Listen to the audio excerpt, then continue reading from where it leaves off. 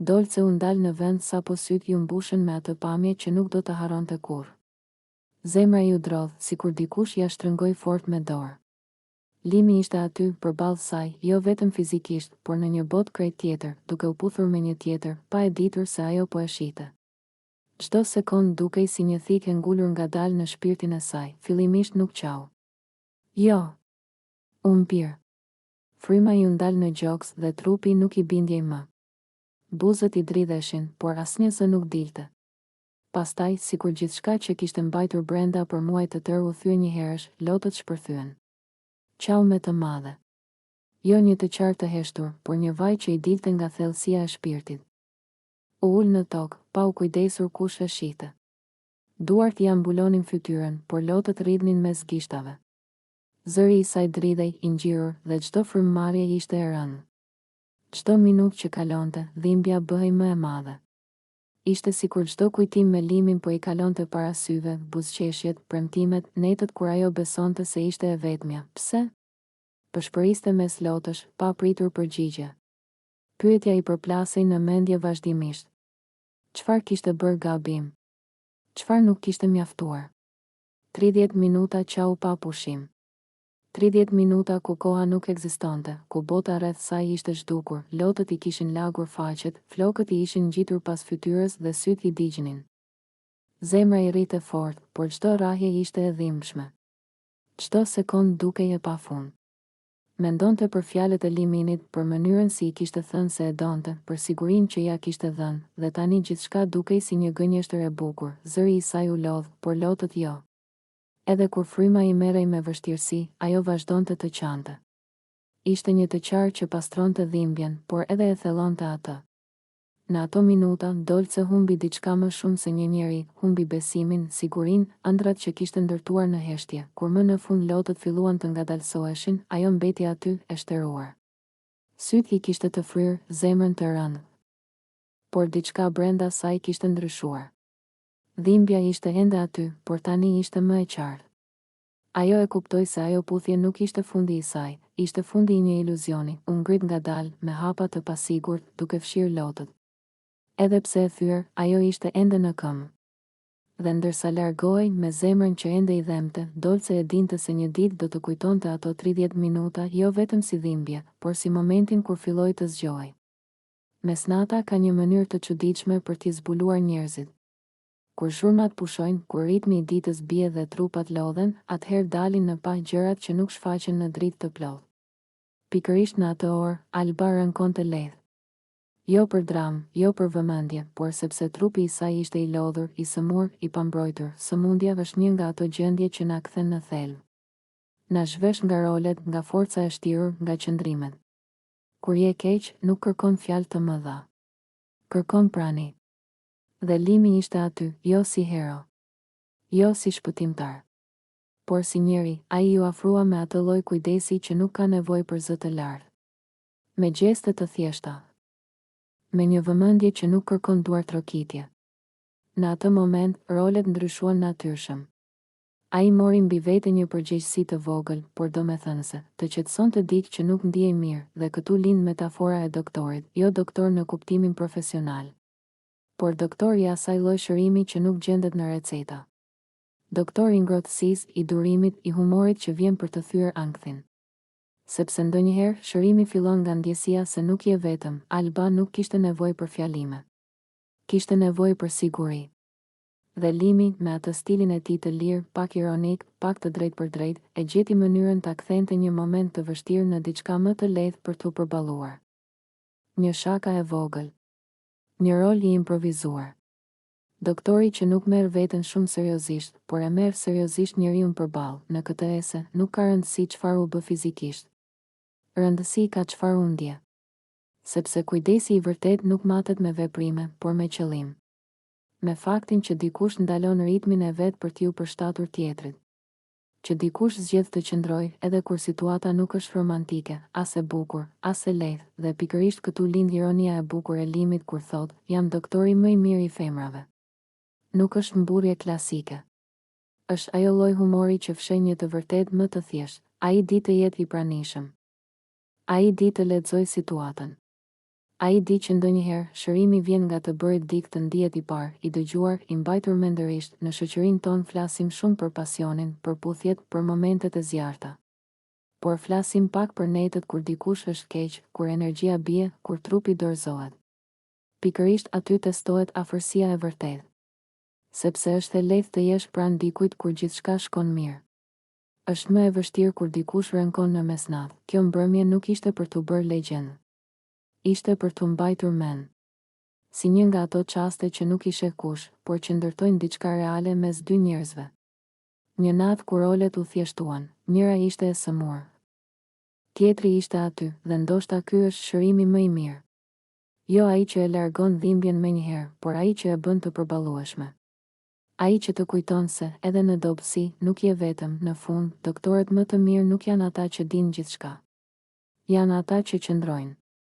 Që e kuptojnë se ndonjëherë dashuria nuk ka nevojë për emër. Ka nevojë për prani, dhe ajo mesnatë, me gjithë thjeshtësinë e saj, mbeti si një provë e vogël se kujdesi, kur është i sinqert, shëron më shumë se çdo gjë tjetër. Limi qëndron i qetë, por zëri i tij ka një prerje të ftohtë, të menduar. Nuk është ai tipi që flet për të mbushur heshtjen. Flet kur ka vendosur. Dhe kur vjen momenti i nominimit, ai nuk kërkon efekt të zbrazët. Kërkon drejtësi sipas kodit të tij. Emri i parë që del nga goja e tij është Klodi, jo si hakmarrje. Jo si impuls. Por si përfundim i një vëzhgimi të gjallë. Sepse bën shumë lojra të pista. Dhe kjo fjali bie rënd në dhomë. Sepse loja e pistë nuk është thjesht strategji. Është manipulim i heshtur, lëvizje pas shpine, fjalë të mbjella me kujdes për të krijuar dyshim, përçarje, për të nxjerrë tjetrin keq pa u ndotur vetë. Limi nuk e respekton atë lloj loje. Për të, loja duhet të jetë ballë për ballë. E ashpër nëse duhet, por e pastër. Dhe Klodi, sipas tij, e ka kaluar vijën. Jo një herë, por vazhdimisht. Me lëvizje që nuk duken menjëherë, por ndihen me kalimin e kohës. Me një strategji që nuk kërkon të fitojë me karakter, por me dredhi. Kur Limi e nominon Klodin, nuk po i drejtohet vetëm atij. Po i drejtohet gjithë shtëpisë. Po thotë se ka një limit edhe për lojën. Se jo çdo gjë justifikohet me fjalën strategji. Sepse kur loja bëhet e pistë, ajo nuk është më lojë, është frikë nga përballja e drejtë. Pastaj vjen emri i dytë. Kushtrimi, dhe toni ndryshon. Nuk ka nerv. Ka zhgënjim. Një lloj lodhjeje që ndjen kur shet dikë që është fizikisht aty, por mendërisht diku tjetër. Është në gjumë dimëror, thot Limi. Akoma nuk i ka dalë gjumi.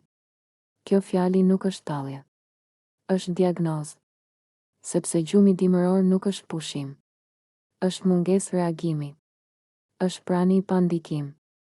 Është të kalosh ditët pa lënë gjurmë, pa marrë pozicion, pa u përfshirë realisht në lojë, në debat, në jetë. Për Limin, kjo është po aq problem sa loja e pisë. Sepse në një shtëpi ku gjithçka është ekspozuar, ku çdo ditë është një provë karakteri, apatia është një zgjedhje. Dhe zgjedhja për të mos bërë asgjë është ende një zgjedhje. Kushtrimi nuk ka krijuar konflikt, por as kuptim. Nuk ka trazuar ujërat, por as nuk ka notuar. Është lënë të bartet nga rrjedha, duke shpresuar se do të kaloj pa u vënë re. Por në një lojë të tillë, të qenit i padukshëm nuk është virtyt. Është humbje e mundësisë, dy nominime. Dy arsye të ndryshme. Por një mesazh i vetëm. Limi nuk po kërkon shenjtërinë. Nuk po kërkon njerëz perfekt. Po kërkon autenticitet. Ose luaj fort dhe pastër. Ose zgjoju dhe bëhu pjesë e reales. Sepse manipulimi i fshehtë dhe pasiviteti i rehatshëm janë dy anë të së njëjtës frikë. Frika për të qenë vetvetja para të gjithëve. Në atë moment, dhoma ndihet e rëndë. Sepse secili e gjen pak veten në këto fjalë. Disa te Klodi. Disa te kushtrimi. Disa në mes. Sepse është më e lehtë të luash prapa perdeve ose të fshihesh pas heshtjes, sesa të dalësh hapur dhe të marrësh përgjegjësi për atë që je. Limi nuk e ngre zërin. Nuk ka nevojë. Fjalët e tij bëjnë punën e vet sepse kur dikush flet nga bindja, jo nga frika, nuk ka nevojë për dramë. Ky nominim nuk është fundi i një konflikti. Është fillimi i një pasqyre. Një pasqyrë ku secili duhet të shohë veten dhe të pyes, jam këtu për të luajtur ndershëm apo për të fshehur? jam zgjuar, apo ende në gjumë dimëror, dhe ndoshta kjo është arsyeja pse fjalët e limit qëndrojnë gjatë në ajër edhe pasi nominimi mbaron. Sepse ato nuk janë thjesht emra të thirrur. Janë qëndrime. Janë kufi. Janë një kujtesë se në këtë lojë, më shumë se strategjia, peshon karakteri. Limi qëndron i qetë, por zëri i tij ka një prerje të ftohtë, të menduar. Nuk është ai tipi që flet për të mbushur heshtjen. Flet kur ka vendosur. Dhe kur vjen momenti i nominimit, ai nuk kërkon efekt të zbrazët. Kërkon drejtësi sipas kodit të tij. Emri i parë që del nga goja e tij është Klodi, jo si hakmarrje, jo si impuls, por si përfundim i një vëzhgimi të gjallë.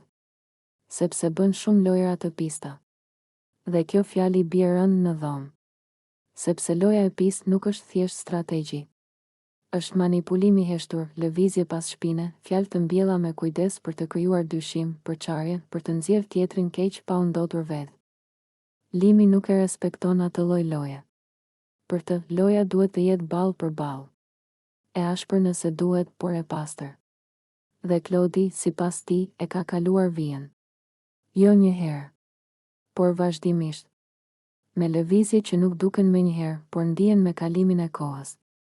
Me një strategji që nuk kërkon të fitojë me karakter, por me dredhi. Kur limi e nominon Klodin, nuk po i drejtohet vetëm atij, po i drejtohet gjithë shtëpisë. Po thotë se ka një limit edhe për lojën. Se jo çdo gjë justifikohet me fjalën strategji.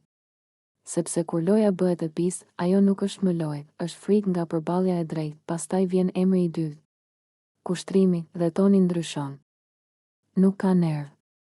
Ka zhgënjim. Një lloj lodhjeje që ndjen kur shet dikë që është fizikisht aty, por mendërisht diku tjetër. Është në gjumë dimëror, thot limi.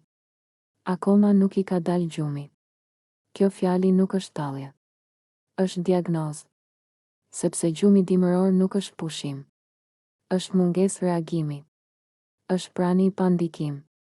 Është të kalosh ditët pa lënë gjurmë, pa marrë pozicion, pa u përfshirë realisht në lojë, në debat, në jetë. Për limin, kjo është po aq problem sa loja e pisë.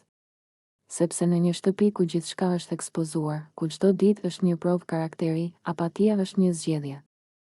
Dhe zgjedhja për të mos bërë asgjë është ende një zgjedhje. Kushtrimi nuk ka krijuar konflikt, por as kuptim. Nuk ka trazuar ujërat, por as nuk ka notuar. Është lënë të bartet nga rrjedha, duke shpresuar se do të kaloj pa u vënë re. Por në një lojë të tillë, të qenit i padukshëm nuk është virtyt. Është humbje e mundësisë, dy nominime. Dy arsye të ndryshme. Por një mesazh i vetëm, limi nuk po kërkon shenjtërinë. Nuk po kërkon njerëz perfekt. Po kërkon autenticitet. Ose luaj fort dhe pastër. Ose zgjoju dhe bëhu pjesë e reales. Sepse manipulimi i fshehtë dhe pasiviteti i rehatshëm janë dy anë të së njëjtës frikë, frika për të qenë vetvetja para të gjithëve. Në atë moment, dhoma ndihet e rëndë. Sepse secili e gjen pak veten në këto fjalë. Disa te Klodi, disa te kushtrimi, disa në mes. Sepse është më e lehtë të luash prapa perdeve ose të fshihesh pas heshtjes, sesa të dalësh hapur dhe të marrësh përgjegjësi për atë që je. Limi nuk e ngre zërin. Nuk ka nevojë. Fjalët e tij bëjnë punën e vet sepse kur dikush flet nga bindja, jo nga frika, nuk ka nevojë për dramë. Ky nominim nuk është fundi i një konflikti. Është fillimi i një pasqyre. Një pasqyrë ku secili duhet të shohë veten dhe të pyes, jam këtu për të luajtur ndershëm, apo për të fshehur? Jam zgjuar, apo ende në gjumë dimëror, dhe ndoshta kjo është arsyeja pse fjalët e limit qëndrojnë gjatë në ajër edhe pasi nominimi mbaron. Sepse ato nuk janë thjesht emra të thirrur. Janë qëndrime. Janë kufi. Janë një kujtesë se në këtë lojë, më shumë se strategjia, peshon karakteri.